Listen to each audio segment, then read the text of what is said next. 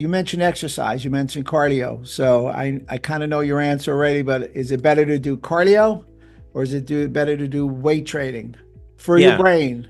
it is certainly the case that cardio is good for your brain, and I would definitely not recommend against that. But what I would recommend is that we don't downplay or forget about the role of resistance or weight training. And in some ways, resistance or weight training may be more beneficial to brain health than aerobic conditioning.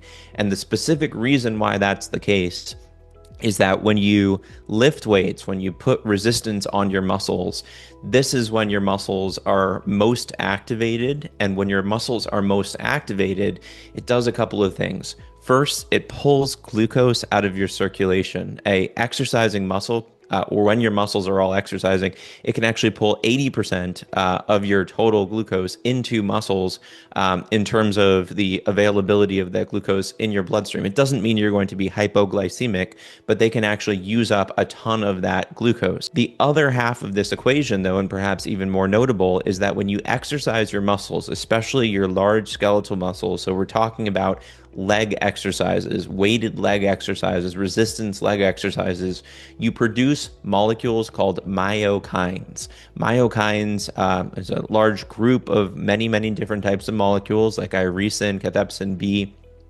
These molecules, some of them can cross the blood-brain barrier, impact the brain's metabolic, immune, and neuroplastic pathways. And what we're seeing here is this may be one of the most powerful ways that we can protect our brains.